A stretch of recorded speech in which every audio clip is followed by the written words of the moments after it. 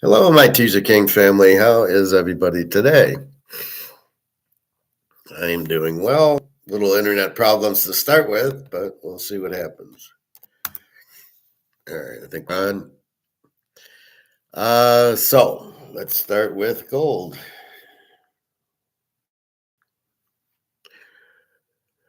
Gold's shooting up back to 32.01. So you see the 4 o'clock drop, the 6 o'clock drop, the 8 o'clock drop, and not much of a 10 o'clock drop. And then it jumped back up and then went down at 11, and now it's back up at 12. 32.01, which is normal. They're taking their shots. I don't even know why they're doing it. They don't have the physical to do it with. Silver 32.01, and as it says, so gold's going because they're out of inventory, and gold will keep running. Mostly because all these central banks are getting out of the dollar. To join Brics, you need gold, and they keep buying gold, and it's tier 1 and Basel III. So it makes gold. The demand is just too strong to price fix it. So JP Morgan, I don't know what the hell they're doing. They keep price fixing it for really no reason. It's not affecting the price is not going up. But that's why it doesn't just go straight up. It's the price fixing, although it went straight up on Friday. So we're back up to 3,200. Amazing. Silver, 32.02, be patient. Well, what that means is the demand for silver is there, but it's not Basel III, so they don't have to deliver the 30,000 tons they owe. I love when Andy Scheckman sits there and he goes, he'll make a comment like, oh, there's 1 million tons or whatever. He made this comment yesterday, like 1 million tons or 10 million tons or whatever the hell he did. And you do the math and you divide it by the 32,000 ounces in a ton, and it was like 1,200 tons. Big freaking deal. But they try to dramatize it, at least Scheckman does and a few others, that, there's 10 million ounces. There's 32,000 to a ton. So when you divide it out, it's 20 tons. Big freaking deal. China's got 60,000 tons. Do we care about 1,200 tons? So he's a very bad. He's not an economist. He's a very bad person to actually explain things. And anyway. So that's what you have there. So you got to be careful who you listen. I wouldn't listen to Andy Scheckman. Very, very rarely does he get it right. Alligator, it's not the gold going up, it's the money going down, which is just bullshit. In his logic, then why isn't silver going up? Why is it,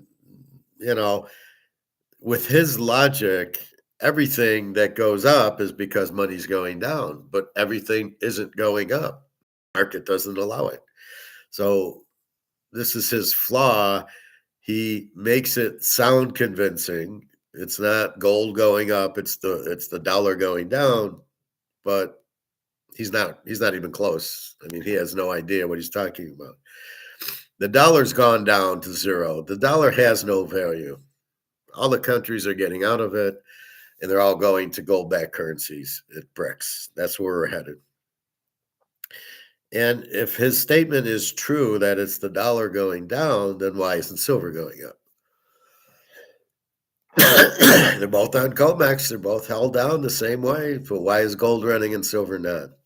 He can't explain it because in his warped mind, he doesn't know what he's talking about. I mean, he's sitting there going, well, really, the dollar's become worth less, so therefore gold isn't really going up in value. And that's such bullshit because gold, obviously, the 32.01 is going up in value from 31. And silver sitting at 31.95, obviously, isn't going up in value. Well, you can't have it both ways, alligator. You either both go up or they both go down. So if the dollar's going down, gold and silver would go up, as well as Picassos and Rolexes and everything else. They're not. It's only the marketplace that determines if the price goes up or not. And it doesn't matter if the dollar is going up or down. The Mano card, it's 80 grand. It's got nothing to do with the dollar going down or up. It's what the market prices it at. You got, as I showed you, the Coke. The price went up to 354. Is that Coke going up in price or the market or the dollar dropping? Well, either way, it's not true because they couldn't sell it at 350 and they put it on sale 2 for $5. So what is that, alligator? Is that the gold going up or the dollar going down or Coke going up? Or no, the market says no, it doesn't matter if the dollar's going down and Coke's 3.25, 350. We're not going to buy for it. The market controls everything, and the market is demanding gold, so the price goes up. The market is demanding silver, but the price isn't going up. So, figure that out, Riddler. This is the problem he has. He can't explain it. It sounds good. It's like Scheckman does he quotes something, but he can't explain what he's quoting. He doesn't know what he's doing. He just quotes something, and then he thinks that it's right. Just amazing. Anyway, so that's what's happening. I did my unemployment this morning, in which case I need to fill out this form that shows where I worked with the phone number and then what I made each quarter. So I did that, and now I got to wait. I don't think there'll be a problem because I made money in 2 quarters. It's really stupid. But because I did make it fourth quarter and first quarter, I'm just early in the first quarter, so that's why. But hopefully I'll get that, then I can go back and buy some more gold. That's my goal. My goal in life: buy more gold. This is gold in its own right. This is gold. This is baseball gold, as opposed to Bitcoin being digital gold or or whatever it is. This is baseball gold, baseball royalty here. Anyway, very good cards. Very good condition, and it's based on the market. So what's happening, all these tariffs on China. Now we listen to prophets say how they're not all the products are being hit. I read that last night, and some of them are not being hit. The computer ones, the cell phones, but they're just temporary, and they're still being hit with some tariff. And they're all in big trouble. Tesla, Apple, Boeing, all these companies that have relied on China for some reason. I don't understand it. We build the products here. That'd be like I do Teaserking, but I'm going to sublease it out to China to do the picks, and then I won't know what I'm doing. I mean, it's the dumbest thing I've ever heard. Pardon me, I do have a cold today. And so I just, Boeing, well, we'll make all the parts in China, and Nike will make the shoes in China, and Intel and the chips and Tesla and all that. They all go to China because it's cheap labor. But these are a bunch of morons who don't understand it's communist, and they don't understand here's Trump with the tariffs, because Trump's not even close to reality. He does not understand what he's doing. The whole most important thing is free trade. What's Trump doing? Not free trade. Why not? All right. So he's got to understand that. But all these companies, you cannot. Why would you deal with a communist country? Do we not know communist countries are no good? Are we all Keynesians that we believe in communism? I mean, what the fuck? Who's running our companies? A bunch of idiots? That's what it looks like for me. This is why you must understand Austrian economics. If you did, you'd go, well, there's no free trade over there, so I'm not going to do business with China. Even though the labor cost is better now, it doesn't mean it's better all the time. And if we get the wrong president in who believes in tariffs, we're fucked. And that's what happened. So they should have known Trump was going to do tariffs, and then they would have gotten the hell out. But they shouldn't leave everything to China. They should have had multiple plans and not let one guy beat you. How many times have we done that with football analysis? Well, they got this really good quarterback or really good running back or basketball. You can't let the guy beat you. Take him away, right? What do? I can't think of the name of it. Art of War. You take away the strength. So if one team's got a good receiver, you take him away. They got a good running back, like Barkley on Philly. You took Barkley away. That's what Kansas City did. They still got beat, but they got beat because of the defense, not because of Hurts. And they didn't run the short passes, which shocked everybody. KC should have won the game by 20 points. Why didn't they run the short passes? Was the game fixed? Seems like it was. All he had to do was throw short passes and he'd have eaten up Philadelphia. I heard that from many quarterbacks.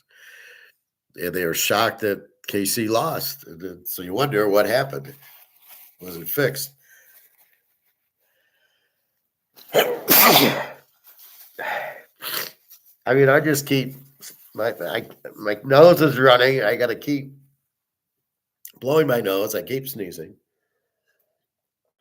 It's not even cold and flu season, as Bill Murray would say. And I really don't have anything to take for it. I've been taking my Celtic salt, but I don't. I have Tylenol, which isn't that doesn't do anything. I don't know. I might run to the pool and soak in the hot tub and soak in the sauna. We'll see. Usually, it's good when I get in the pool and run around. It gets the blood flowing. It usually helps me. But anyway, so that's what you look at. So China's collapsing because they can't deal with the tariffs, and all the companies that make the Apple and the Tesla and everything are all shut down. So nobody's working, nobody pays taxes, everybody's unemployed. Meanwhile, the government won't let you take your money out of the bank, and yet they're sitting on 60,000 tons of gold. And now the people are sitting on 20,000 tons of gold. Do you think they're going to be able to get it out? Of course not. That was my first thought when China allowed their people to have gold-backed savings, and I said I wouldn't trust the Chinese banks or government. You can't trust communism. So I would never have. I would have bought the gold, but put it in a safe place. I wouldn't leave it in the bank. They'll never get it out. So this is about China going on a gold-backed currency. Is what this is all about. What Trump's doing. He has no gold. He has plans.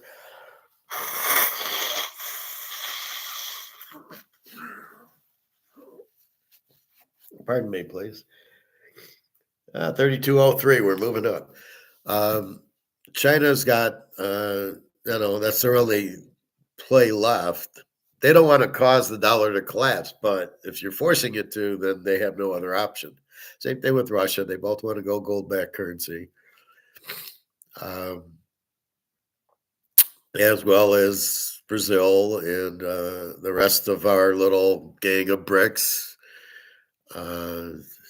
Argentina's, all these countries are now trading with China because China produces everything. So like Argentina, Brazil, they still need it because it doesn't come from the US and they still need it. And China's buying, I guess, soybeans from Argentina and Brazil and a few other food they buy from those two countries. So they're still going to buy from them and they're not going to tariff each other. I mean, that's what the US is not understanding is competition. You don't make anything in the first place. So what are you laying tariffs on? And if you're going to kill the Chinese, then what are you going to use? And you don't have it.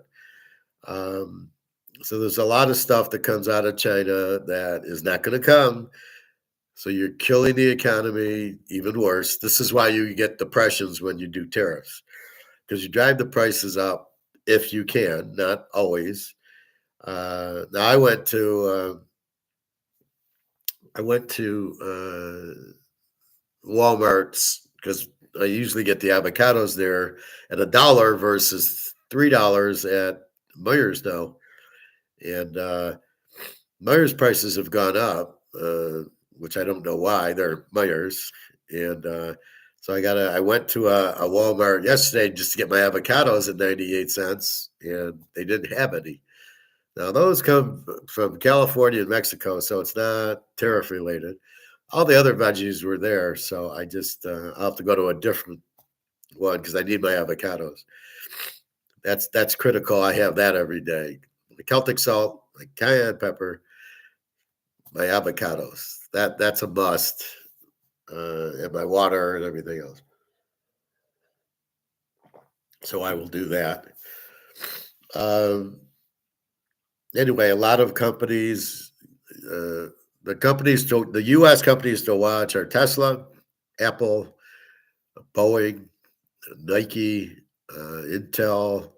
I think that's all I got through was 5 or 6 of them that rely heavily on China, and they're fucked. Trump ain't doing anything for Nike. Oh wait, Nike, yeah, I gotta, so if you're buying tennis shoes, well, we won't tariff that. I mean, you can't have tariffs and then half the products you don't tariff. Then what's the point of the tariff? So then you realize tariffs are bad. And a lot of Chinese companies. So that's the problem. These big companies do business in China, use the cheap labor. Who knows what is all the things they get that make it worthwhile to put your plant and build in China. Probably the labor is $1 an hour, which is probably the reason. But if you're going to fuck China over, you fuck yourself over. So Trump's fucking himself over. And now he has to rethink the tariffs because he couldn't think that this would be a problem. Unbelievable. So keep that in mind. Let's go over the Masters. I believe I gave you the winner. I said Rory. I said DeChambeau will choke. And then I said either Jason Day or Justin Rose. And I was dead on. Jason Day played well, but didn't get there. But Justin Rose got there and Rory got there. I also made a comment on the first shot. If the first shot's in the rough, the guy will choke. Well, who hit the first shot in the rough? DeChambeau. And he shot like a 75. And then Rory also hit his first shot in the rough, but he was able to overcome it. But DeChambeau couldn't, which meant DeChambeau couldn't handle the pressure. Rory was able to handle it. But I wasn't surprised when he double bogeyed the first hole. I said, there's no way he's going to come out 3-3-3-3-3 again. And you got to understand golf. You do not have the same day every day. Jack Nicklaus, anybody. We've seen guys shoot 63. The next day they shoot 77. It's just too hard to shoot 63, 63, 63, 63. It's never going to happen. You can have a good day, the putts fall, but then they change the pins. They put them in a different spot. So what's a good spot for you on the one day is not a good spot for you on the next day. So Rory wins. And Justin Rose, I was happy for him. He got second, but I felt because he had the first 2 rounds and he was in the lead that he was playing well. Then he choked on Saturday, and then he came back Sunday figuring, what the hell, I'm down 8 strokes, and he made 10 birdies. So he really played well. Rory made some unbelievable shots that he doesn't make. He's still the worst putter I've ever seen. Him and Byron Chambly, or Chris Chambliss, whatever his name is, he's the worst putter I've ever seen in my life. No, you can't putt with a stiff left arm because you get no feel. Putting is all feel, and you see the hole in your mind, and you feel it, and then you hit the ball to it. It's a very soft touch. Keeping your arm like this is not a very soft touch. That means he doesn't visualize, and you never can make your putts if you don't visualize. You have to look at the ball going in the hole. And then you have to get the ball to the hole. You don't leave it short. Tom Watson, Jack Nicklaus, they never miss putts. Nicholas never missed a 4-footer, 5-footer. He drilled them home. Byron DeChambeau, Chris Chambliss can't do shit. Rory's terrible putter. Justin Rose was okay. He made that long putt at 18. But you've got to be able to putt there. It's very, very fast greens and a lot of hills on the greens. It's not unusual when you see a guy miss a 3-footer because it's right on the edge. And you got to be very careful. It's not as easy as you think. It's not a straight in uphill putt. Okay. So I hit that. I was happy. Baseball. Let's go through baseball.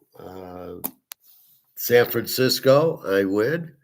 Baltimore over 8.5, I win. Atlanta under eight.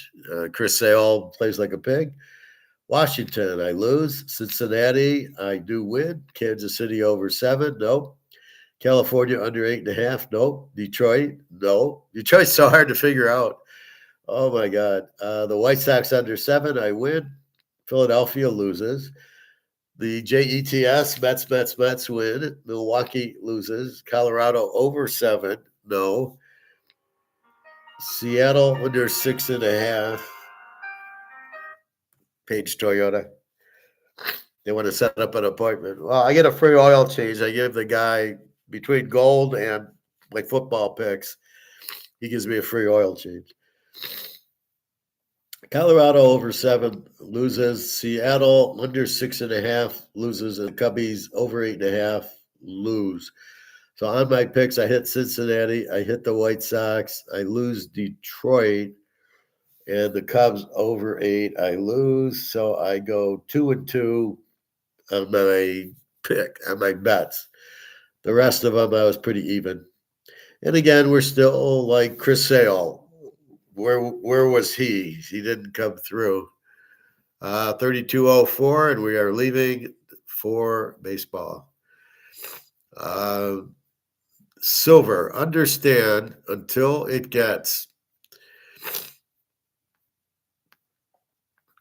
silver gets Basel III, which is happening July 1st, it's not moving. We know supply's low. We know demand's high.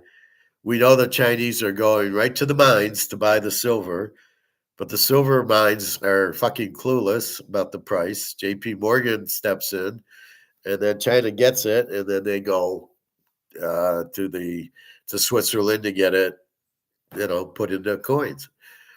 And this is the problem. So don't expect silver to move until July 1st. Until it goes Basel III, and they have to do what they're doing with gold, it's not going to move.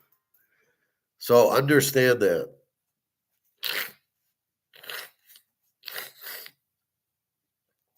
It just isn't. There's nowhere to go because they're being held down by JP Morgan's holding the price down.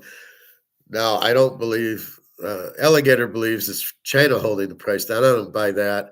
It's the bullion banks who are in trouble with the derivatives that they've placed. They've shorted the price, and if it goes over 35, they all lose trillions. That's why silver's low, not because China is keeping JP Morgan down. That's just bullshit. Again, Alligator doesn't know what he's talking about. If I have as much silver as China, why would I want the price low? Does it make sense? I'm going to buy more. What do you mean you're going to buy more? You've got, I don't know how many tons China's got, 30, 40,000 tons of silver. Russia, India, Argentina, or Brazil, and Dubai. These are all buying silver, buying. They want the price to go up. I mean, the point I'm making is I just don't think there's any silver available. Therefore, why would you keep the price low? You keep the price low. Oh, there's still 10 Willie Mays cards I can get. Let's keep the price down.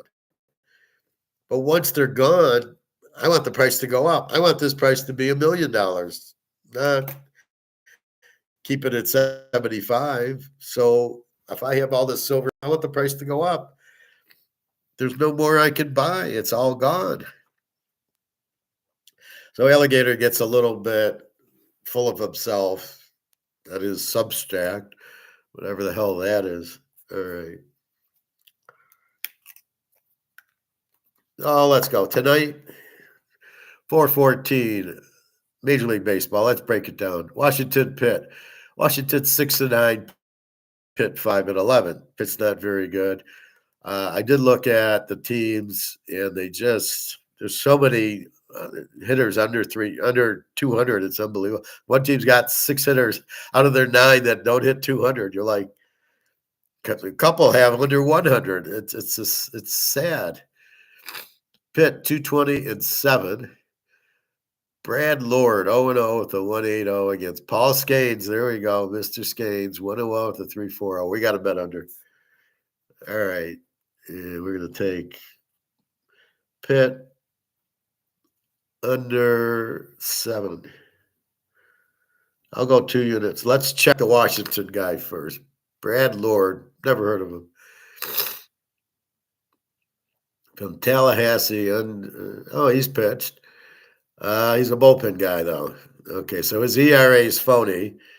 1 inning, 3 innings, 1 inning, 0 innings. So let's see, for his career, yeah, he's got a 1.80 ERA pitching in 4 games as a reliever or as a very bad. So how good is Washington's bullpen and how bad's Pitt? I don't think Pitt can hit. So I'm still going to stick with my under, figuring Lord gets 2 innings in, and then that's it. The 49ers play the Eagles. Oh, it's a very good game. A few years back. Philly 120-9. The game's in Philly. The 49ers just played the Yankees, and now they go to Philly. Landon Roop 0-1 with a 3.60 for the Niners. Tajon Walker 1-0 with an 0.00. I keep waiting for Philly to hit, Niners to hit. It just ain't happening. I don't know. You take Philly and the Niners win. You take the Niners and Philly win. You go under, it goes over. I mean, it's insanity. Frisco is 11-4. Philly 9-6. I'm gonna go under. I'm not gonna bet it. Philly under 9 just because it's 9. Just because I got Taiwan Walker with a 0 ERA, and we've heard of him. And then Landon Roop. I have no idea. Another bullpener probably. Boston goes against Tampa. Boston 8-9. Tampa 7-8. Both stink. Tampa 138.5. They are playing in Tampa, so that's going to affect the score. Tanner Houck 0-1 with a 4.41 for Boston. Shane Baz 1-0 with a 1.38. We're going to go Tampa Bay. T-Bay. Kansas City 8-8 against the Yanks 8-7. The Yanks 145-9. Seth Lugo 1-1 with a 3.24. Carlos Carrasco 1-1 with a 7.7. He sucks. Can we take KC to win at the Yankees? Yankees aren't doing anything. Seth Lugo. Yeah, we're going to go over. Let's go Yanks over. I mean, we got a 7.71 ERA at Carlos Carrasco.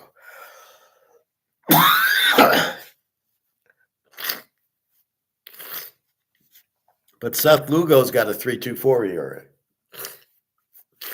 So it's not like he's all that either. So let's look at that and go from there. So, it should be high scoring, the Yankees at home. Atlanta and Toronto. Atlanta 4-11, although they're starting to get healthy. Toronto 9-7. So I heard that if Atlanta gets their guys back, they're a better team. But they're injured, so they're not a better team. Toronto 9-7. We got Grant Holmes 0-1 with a 4 ERA against Toronto. Easton Lucas 2-0 with a 0 ERA. Let's look at this Lucas guy. And he's pitched 5 innings. All right. So he's a starter who's pitched. So his ERA of 0, it's for 2 games. So don't get too carried away. Grant Holmes for Atlanta. Now Atlanta's got the guys injured, so we look for a low-scoring game here. Go Toronto under 9. Atlanta's not strong enough to bet. Atlanta's favored for some reason. It makes no sense. The METS, Mets go against Minnesota, who beat the Tigers yesterday. Minnesota's 120-8.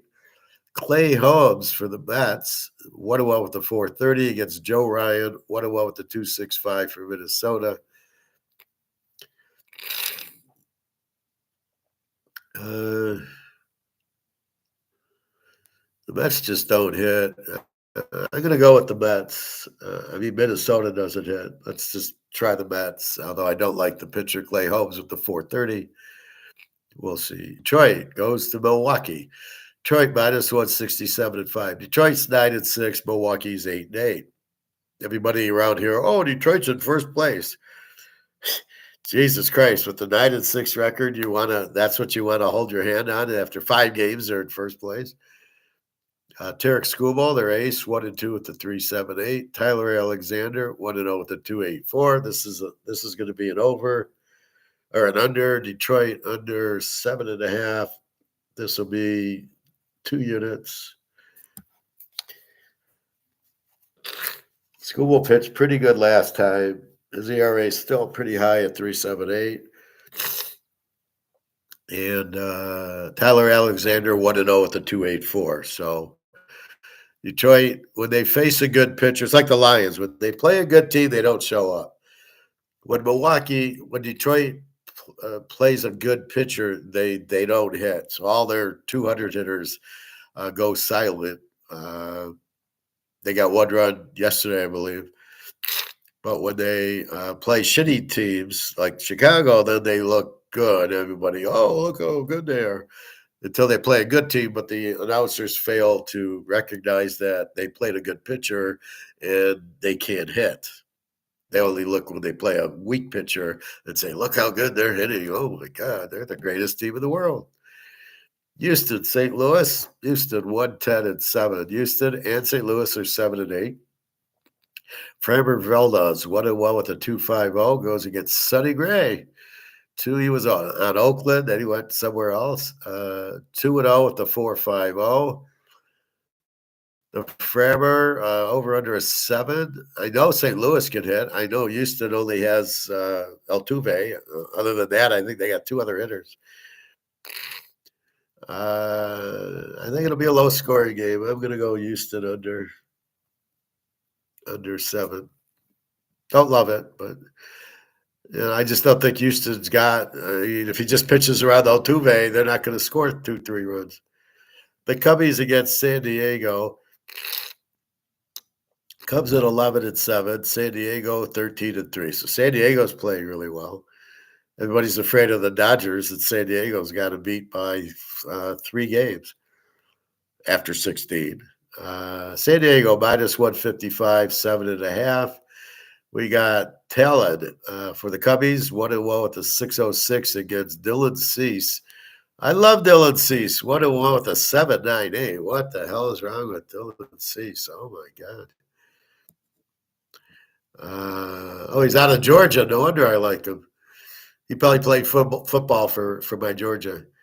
He beat Atlanta 4-3. He beat Cleveland 5-2. They lost to Oakland 10-4. How did they lose to Oakland?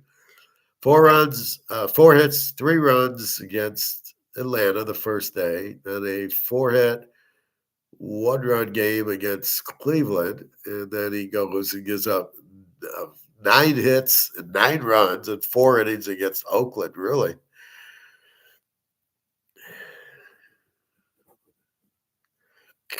So he's not there. Well, he's got to have a better. How does he give up 9 hits to Oakland? Jesus. This is the problem with baseball, right? He 4 hits Cleveland and then 9 hits Oakland in 4 innings. All right. So they're both pitching like pigs. So we're going to go over 7.5, I think. So let's go SD over 7.5. We'll play that for 2 units. And hopefully Dylan Cease doesn't shut him out. Usually these good pitchers, after they play like a pig against one team, it's a totally different team now, but the Cubs can hit. So if you're that bad against Oakland, what are you going to do against the Cubbies? So I'm going to go over. It's just 7.5. That'll be 2 units. And our last game, Colorado goes to the Dodgers. Colorado 3-12, who suck on the road. The Dodgers 11-6. They're not the greatest team since sliced bread. Dodgers minus 350. There's no way I could take the Dodgers minus 350 unless Sandy Koufax is back on the mound. In 8.5. Antonio Senzalina, 0-2 with the 5.14 against Dustin May, 0-1 with a .82. I wonder if he's related to Dusty Rhodes. He's pitched in 2 games, 5 innings, 1 hit, 1 run against Atlanta, 6 innings, 3 hits, 3 runs against Washington. They lost to Washington 6-4. He had a 1-hitter in 5 innings, which, like, who cares? From Texas. 6'6". What is with these tall? Why aren't they playing basketball? 6'6", 180. You're playing baseball. So he's a righty. He's big. I don't buy his .82. Antonio sucks. The Dodgers, you can't lay 350. So we're going to go over 8.5. I don't smell what Dustin May's cooking that he's going to shut him out. Although Colorado is very weak offensively. The play would be the Dodgers, but I can't lay 350. That's laying 28 in a football game. It ain't going to happen, fellas. 8.5 is the only way we can go. And with this Colorado, I got to believe the Dodgers. Now, they have not been hitting. The Cubs beat them 16-0.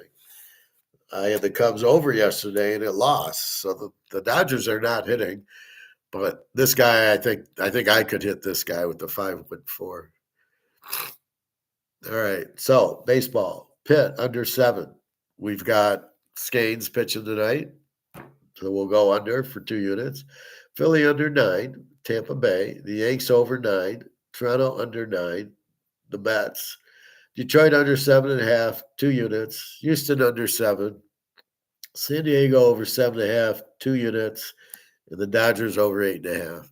I've been pretty bad on my picks so far, being kind of misled or thinking the team's going to hit and score, and they don't. But what the fuck? This is how we learn. Why did we lose? Why did we fall, Master Bruce? So we learned how to stand up. So why do we look at our wins and losses so we learn how to stand up?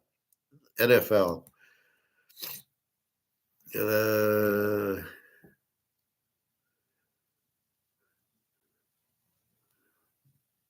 Suns fire Mike Badusko after missing playoffs in first season. Was there injuries? Why did he miss? He had Kevin Durant, who sucks. So that's a bit quick of a firing. What did you see about him to hire him? And then he missed the playoffs, and you blame him? I do see a lot of baseball where they should be blaming the GM, and half the NFL, they should be blaming the GM. Carolina to start off. Pittsburgh needs a new offensive coordinator. That's probably why, Aaron Rodgers isn't signed yet. Like, get me a new offensive coordinator. I can't work with this guy.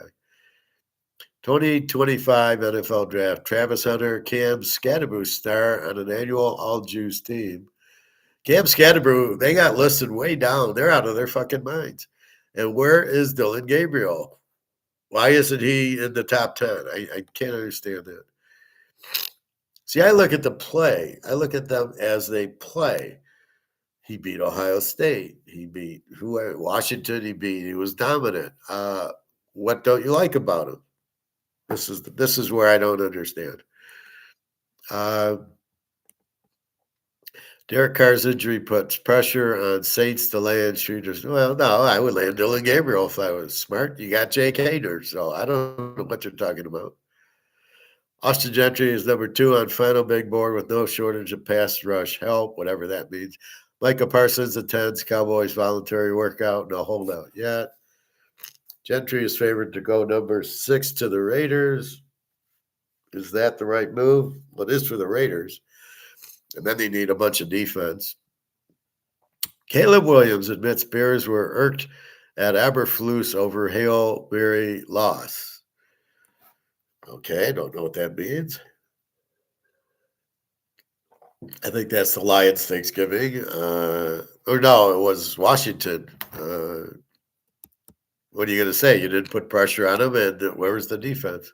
I think the defensive, was it the safety waving to the crowd or something? Didn't see the play.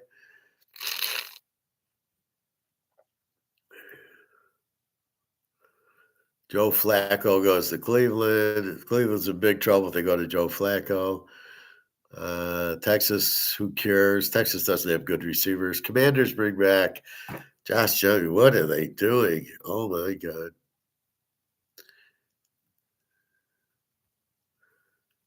All right, that's it there.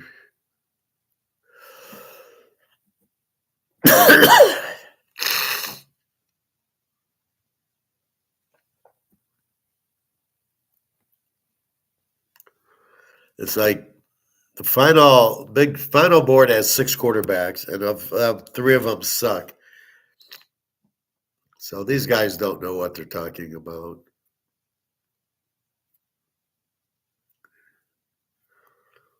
All right, let's check our gold just because it's like my precious 3205. It's running. And notice how silver's 3206 and gold's 3206. It's funny how that happens. Let's check our eBay. Let's see what's going on there. So we're looking at a 1 ounce, 34.16, 33.86. Yeah, stay away from AppMex. Asia Pacific, it's all bullshit. They're very expensive, so you don't need to spend that much when you could get BGASC for 33.86 for the same 1 ounce gold. 33.85, 33.84 would seem low. The 1/10 of an ounce, 371, a half ounce, 1709.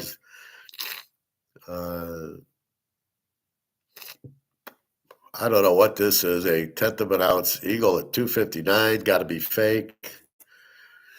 33.87 for a 1 ounce or 34. So if you look at the markets, you've got the same coin. You've got 33.87, 34.37, and 34.01. So I would come here and buy at 33.87. Excuse me.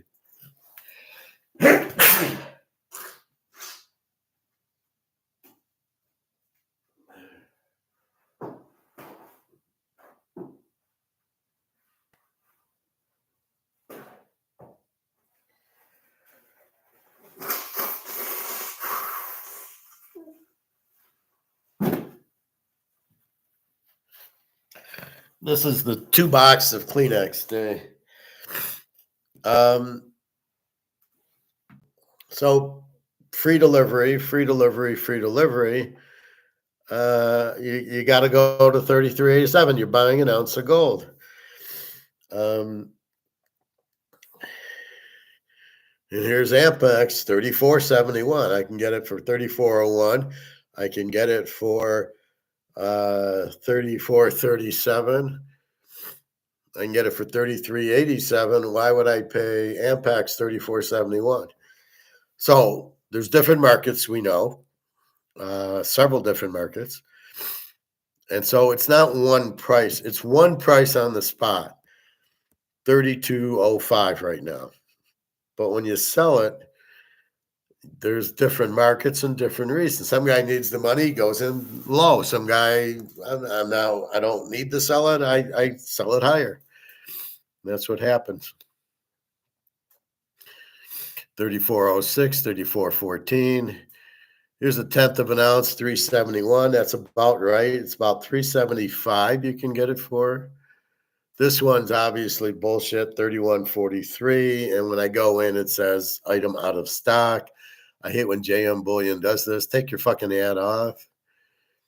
Now here's a Pinehurst, and it's 34.41. So I use this to figure out what's going on in the market. and what my ounce is worth. So my ounce is not spot because we know spot's not even real. So I when I value my inventory of 1 ounces, I say it's about 3,400. That's what I go with. The 1/10 of an ounce, I go about 375, roughly. These are just roughlies. And then the half ounce here's 1857, but it's amp max. So I think it's about 1750 if I get to a normal guy. Now, keep your eye on these. These are auctions. I don't know who's stupid enough to run an auction. 3,200, three bids, 3 days. Well, I'm not going to bid more than 33.75 because I can get it. I can get it there.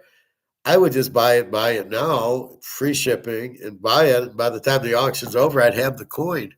Why do I want to be wait 3 days, 28 minutes at 3,200? Do I actually think I'm going to get it for 3,200? No, it's going to go for about 33.75, 30, maybe 3,400. But there's a point you're not going to pay more than 3,400 because you can buy it now for 3,400. So this is only if somebody wants to buy it for 32.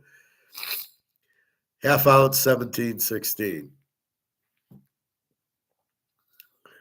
Let's get creative and look at the Cougarans.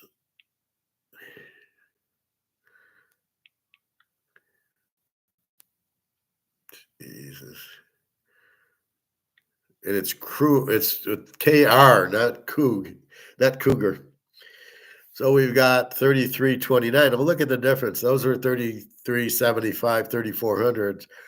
And these are 33.31, 33.61, 33.30, 33.69, 370, 357 for a tenth, 857 for a quarter. Quarters are about 9 to 9 1/4. Another auction at 3,075 is a waste of time. Here's 33.41. Now you can get a 50th. So if you guys, well, I can't afford it. Here's a 50th ounce, which if you're at, I can't afford. It's it's $105 for a 50th of an ounce. Now it takes 50 to buy 1 ounce. It's not a real. I wouldn't recommend it, but I think that's actually a high price because that would be $5,000 an ounce, and the ounce is going for 3,200. So I think that it shouldn't even be 100. It should be like $60. Ampex at 3504. I don't understand that. Here's one at 3450, 3336. I don't know why an Eagle is in the Cougar end. Tenth of an ounce, 356. Here's a 1 ounce Cougar end, 3,400. Quarter ounce, 850. So why is this cheaper? I have no idea. It's an ounce of gold. 2025, 33.75. A half ounce, 1703. 3402. There's a 3402. So there is many different. This makes no sense. 3589. Are you kidding me? What's that for? I mean, you're lucky to get 3,400, and they're 3409.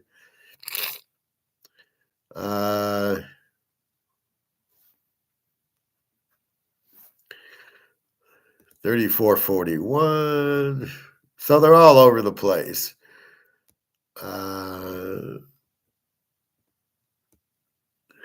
Here's 5 going for 17,000. 3582.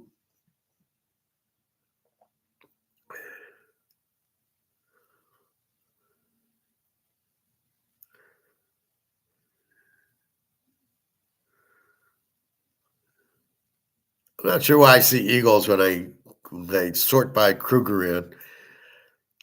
There was one for 5,200. 30 Ampex is just so expensive. 37.91 Ampex.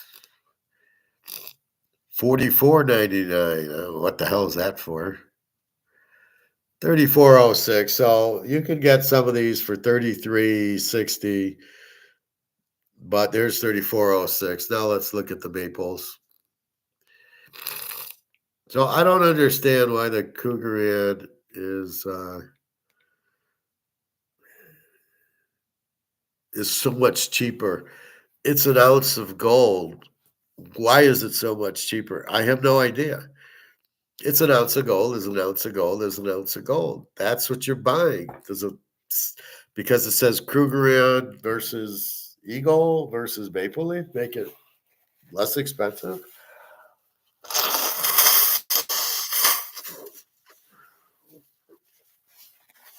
I really don't understand that. To me, the spot price is 32.05, and that's this ounce is worth. Maple Leaf 33.69, 33.50, 33.38, 33.72. Here's 34.02. Ampimax 355 for the 1/10, 33.72. So this is about the same. This is about 3,400. So I would price the ounce at about 3,400, just in general, an average, and that's what I would put it at. And as it goes up, I would just like it's 32.05, and it's about 150 over spot roughly. The Eagles about 200 over spot. Now, if I go to my store at 32.05, it's going to cost me 33.05. It's 110 over 33.15, and he could change it at any time. The harder it is for him to get it, he should raise his premium. Once I understand about unemployment, I'll probably start buying gold and silver, provided I get it, which I should.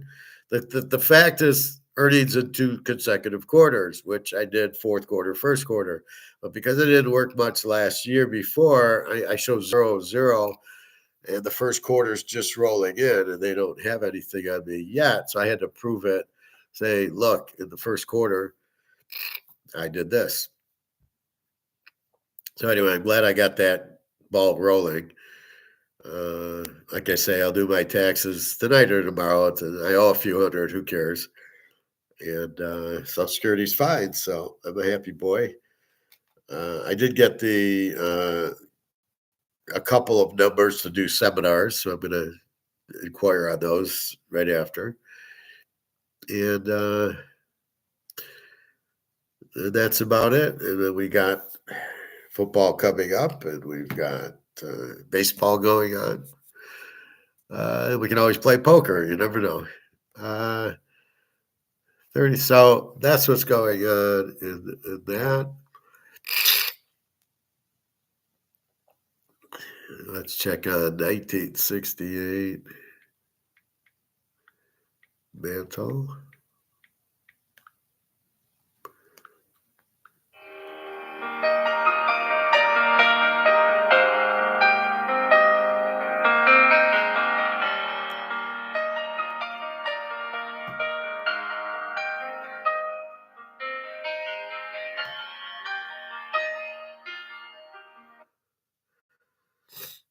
I get all these strange calls and strange numbers, and none of them are meaningless.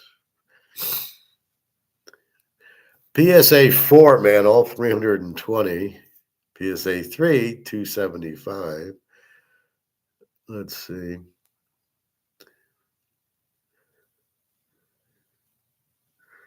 PSA 5, 5.25.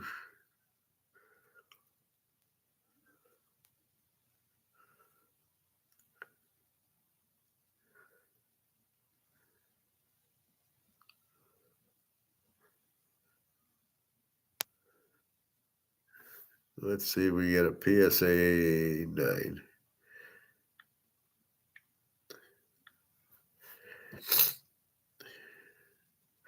An off center one, 1250.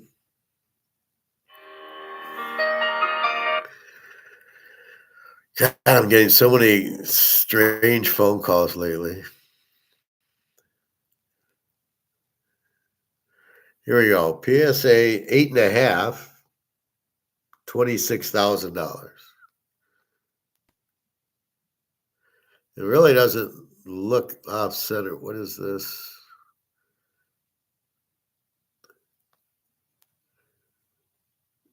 Okay, it's just the grade. So it's an 8.5.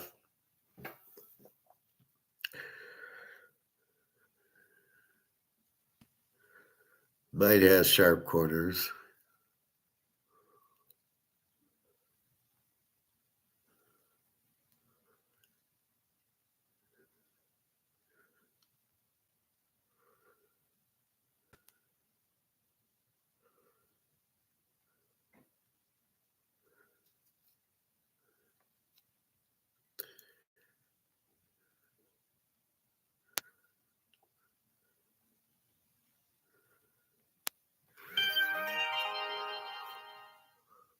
Let's look at the maze.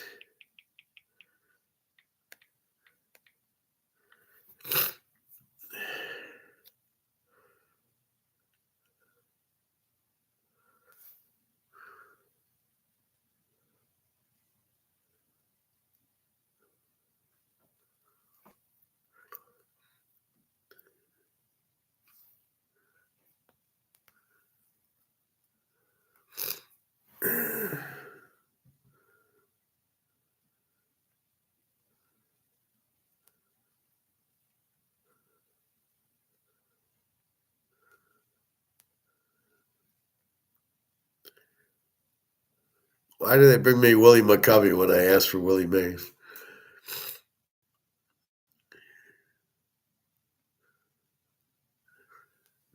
Reggie Jackson rookie card. PSA 7 is $50,000. That's the Reggie rookie card, I believe.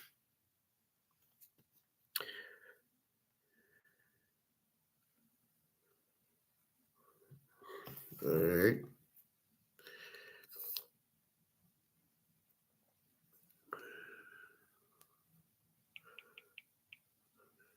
$1968 PSA 9.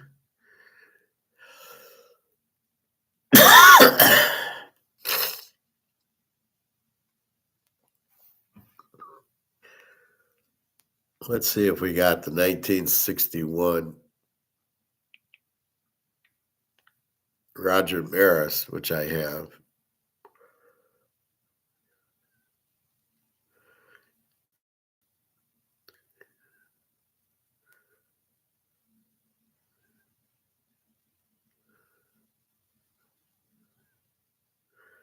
Hank Aaron, 27,000 PSA 9, 1961. I don't know. I might have that card. I did like that look. Frank Robinson. This makes no sense. $365. That's unbelievable. Oh wait, it's still an auction. Okay, 10 bids, 6 days. Okay, I wondered why that was so cheap.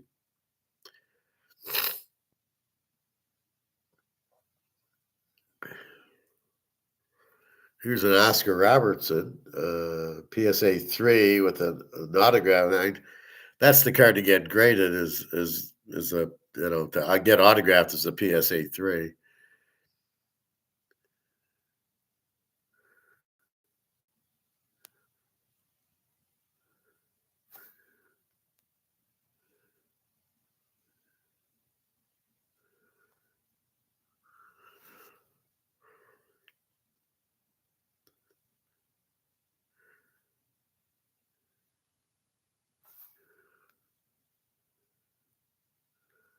They try to con you here. It's a PSA 9, but it says it's not. It's got a PD on it, which I don't recall what it means. But it's not a mid card. I love what they call 9, but off center like that. It's not a 9.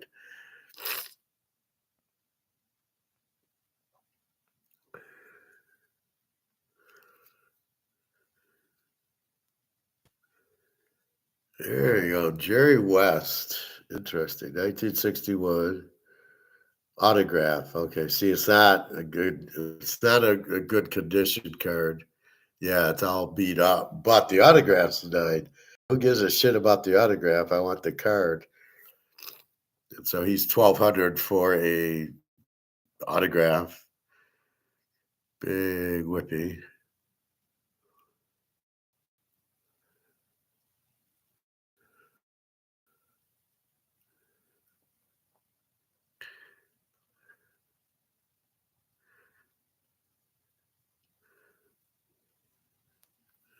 There's an Oscar Robertson, $5,000 seems very low.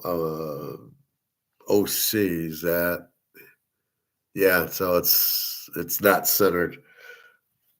So again, why is it a PSA 9 if it's off centered? So be careful on that.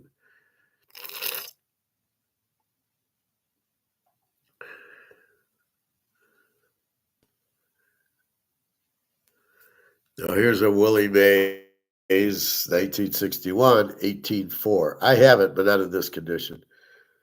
18-4. So you get the cards and nines. There's a big difference though. If you can get this card, see, you don't think they're worth much, but if you get it as a 10, the value really jumps up between the 9 and the 10 because they're so limited.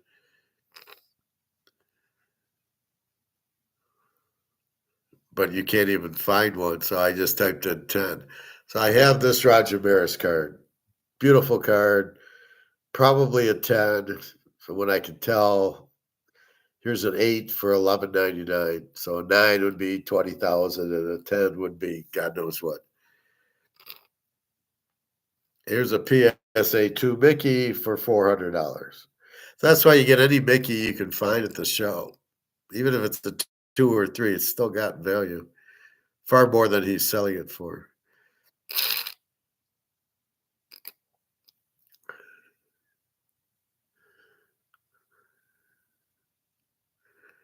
All right. Anyway. Oh, wait. Here's a Koufax. Let's see.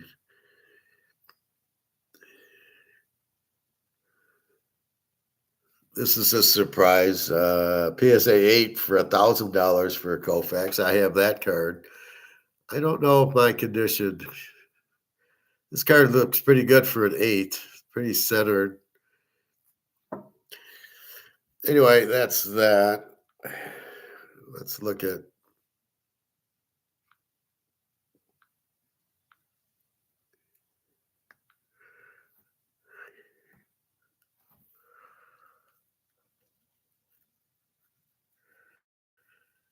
So China, a lot of collapsing. Signs of collapse ahead. China faces 8 major crises. China middle class is collapsing. So you really don't want to be doing too much with China.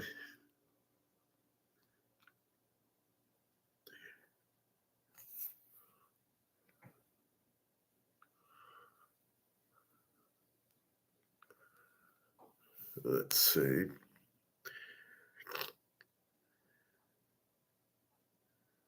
Housing prices fall. And so when you hear housing prices fall, what happens is you don't have a market.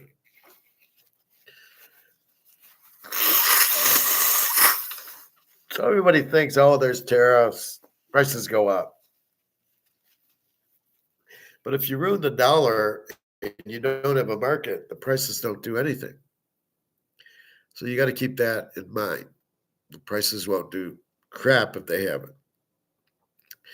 So China can't make their goods. They can't sell their goods to us. Apple, Boeing, Intel, Microsoft, if they can't do anything, then there's no market. They can't sell it here. And that's really the problem. So keep that in mind. That's why prices drop. You think costs go up, prices have to go up. And I keep arguing, no. If you don't have a market, and look at the housing problem in China, their housing market is collapsing, the prices are dropping. If you don't have the buyer, I'm going to sell this to you for 10 grand, but I don't have a buyer, I can't get 10 grand for it.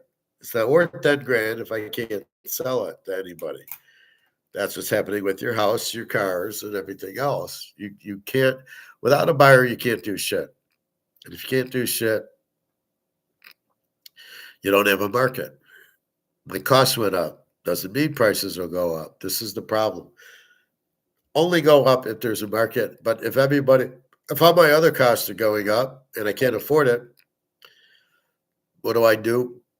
You know, Even avocados. I'm not going to spend $3 an avocado if I can get them at Walmart's for 99 cents. I'm just being smart. I mean, that's basically all it is. So with that done, with that said, you can't just raise prices and people will pay it. They won't, especially if they don't have the money, especially if the idiots made this money worthless by printing too much of it. So you got the MMT guys, Rick Reichert and all those guys, or Jim Rickards or whatever his name is. Oh, you can print as much as you want. No problem. Just keep printing. Jesus Christ. Where'd you go to school? What? Schitt's Creek U? I mean, how do you come up with that you can just keep printing and there's no problem? Because we're the reserve currency. We can just keep printing. What a fucking idiot thing to say. So anyway, just be careful of that. That's not true. As we know, and keep printing, it's worthless. All right, I'm tired. I have no comments today. So sad. So here's baseball. Pitt under 7 units. Scanes going. We're going to go 2 units. Philly under 9. Tampa Bay. The Yankees over 9. Toronto under 9. The Mets. Detroit under 7.5. 2 units. Houston under 7. San Diego over 7.5. 2 units. And the Dodgers over 8.5 because they're playing Colorado. We would take the Dodgers, but they're 350 favorites, and we don't lay 28 in football. We're not going to lay 3.5. We're not going to lay $350 to win 100. We'll keep an eye on the football. The draft's coming soon. Basketball's done. The Masters is done. And I have a cold, so I'm going to take a nap, and then I'm probably going to go take a hot tub and a sauna at the club. I don't know if I'll work out, but it's funny when we do work out, it tends to make me feel better. So I just can't breathe, and I can only blow my nose so many times until okay, enough. Anyway, I think that's about it. So China's in big trouble. These tariffs are in big trouble. Well, let's check a few things. All right, let's go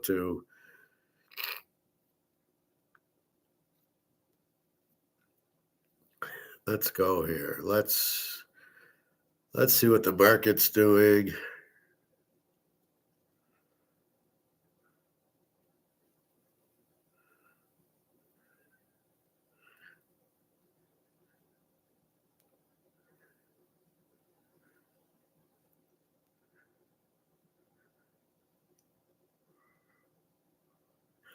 The Dow is at 40,295, up $82. I don't really get.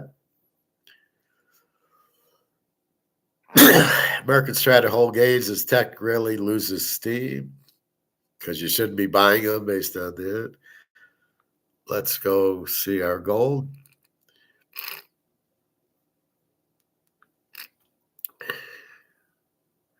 $32.10, making a nice afternoon.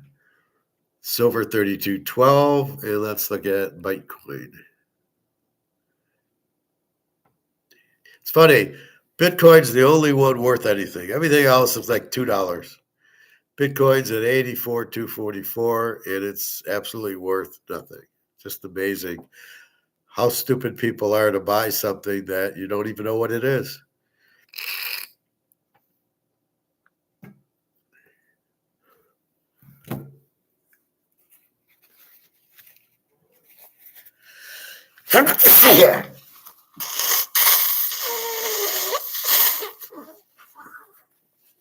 I mean, go explain Bitcoin. Well, you can't touch it. You can't see it.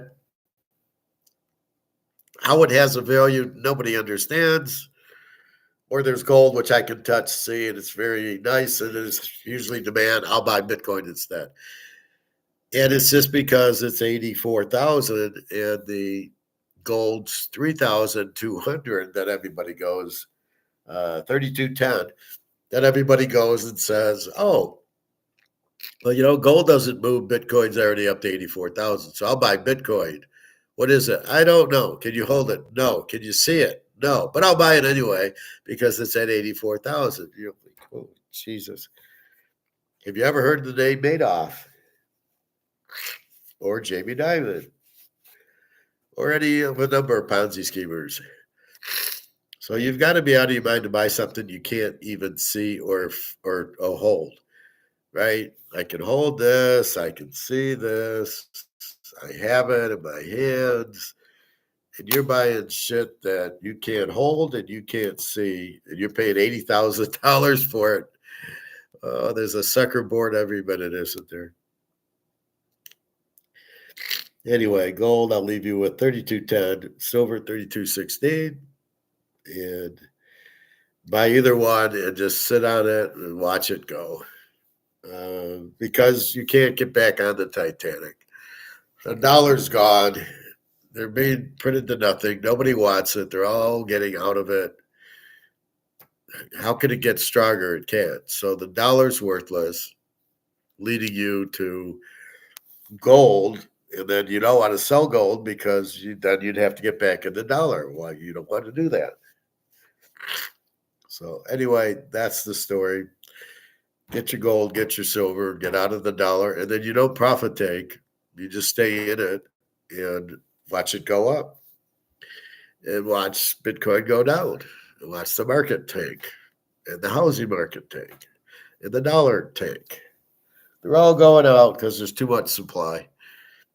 Anytime you have too much supply, it's not worth anything. All right.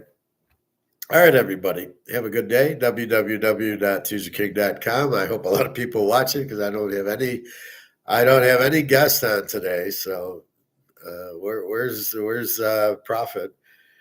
Anyway, that's what's going on. Buy your gold and silver, especially silver. Just eat it up and just put it away, and you'll do fine. All right. Have a nice day, everybody. www.teaserking.com. I'll say it again.